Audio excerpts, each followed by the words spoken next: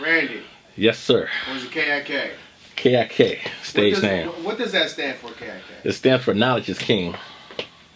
I used to listen to hip hop. Well, I still do listen to hip hop. Kumo D, he had an LP, and like the title of the LP was Knowledge is King. So I just took the title from there. You stole it? No, I didn't steal it. Oh. I assimilated it into my style,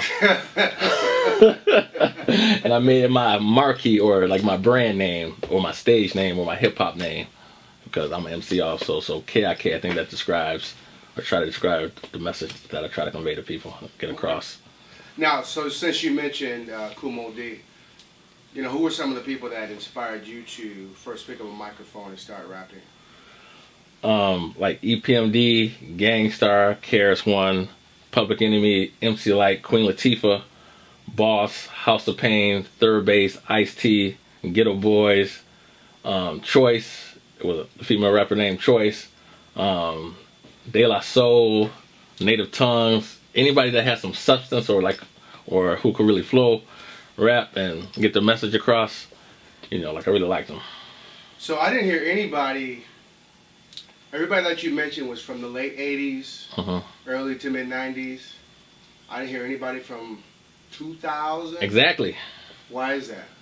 Because nothing against the hip hop that's out now or the MCs that's out now doing their things, but it's like there's a disconnect between what's actually going on in the community and what's actually the industry wants or like they set a standard. So like the later MCs that come out now is like their content is not to focus on a whole LP. Their content is to deliver a hot single to get it played on iTunes. So let's see, everything goes into a hot single.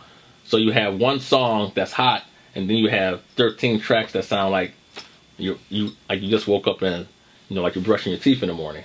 And so back then, for my era, or the era that I was influenced by, MCs had to be creative, originality. They had substance, and like they told a story, and like they had skills. Now up in today's market, like you don't have to be a skillful rapper. Like you just have to have a good marketing campaign. How does that make you feel about the music industry? Well, like the music industry is designed to do what exactly it's supposed to do. It's designed to take an artist like an orange, squeeze out the juice, throw them away. So like you can't get mad at the devil for being the devil. So like you can't get mad at the music industry for doing what it's supposed to do. But up on the flip side of that, most artists like they don't relate the business side to the artistic side. Like this is 98% business and like 2% skill. You know what I mean? So like we all focus on our skills, writing the hot lines, but like we don't focus on our publishing, our copyrights, trademarking our brand, or franchising, or any of that. So like that's a disconnect, and like that's like the music industry is made to do what they're supposed to do. So like you can't get mad at a snake for biting you. That's what snakes do. Like they bite you. Okay. So is that your reason for focusing more on poetry now, or is there a balance with that? Because you're an artist and you're a poet. No, you're right. I'm an MC that happens to rap and do poetry. You know, so with the poetry, I can reach out to a more intimate crowd, a more intimate setting, because like that's the mindset of most poetry crowds. You know, like they read books. You know, like they like different things. Like they like to go out. With the hip hop crowd, you're dealing with a more diverse. It's diverse, but it's still single-minded and stuff at the same time. So like right now, I have a poetry CD that I'm working on, and I'm also working on 2 hip hop projects too. So I don't know if there's a balance. It's just like if I feel like write some poetry today, I write poetry. Or I feel like doing hip hop, you know, like which is my first love, I do that. But like since I'm an MC, there's never been a problem where like I can't write a poem or like I can't write a rap. It just depends on like what mood I'm in, or like if I'm going to a show, or like I got shows to do, poetry shows, and I can write the poets, or like if I got MC shows or CDs that's coming out, like then I focus on that.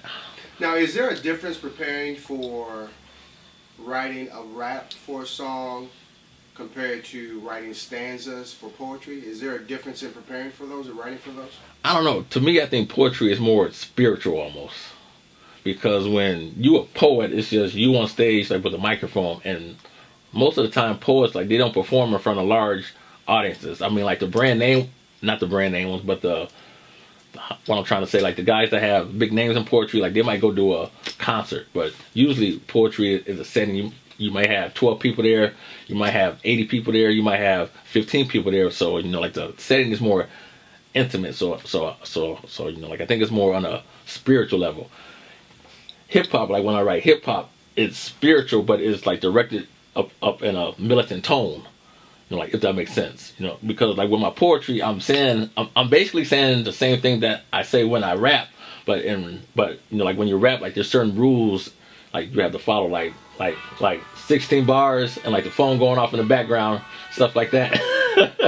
Now there's like 16 bars, then a 4 or 8 bar hook, then 16 bars. And poetry, like you don't,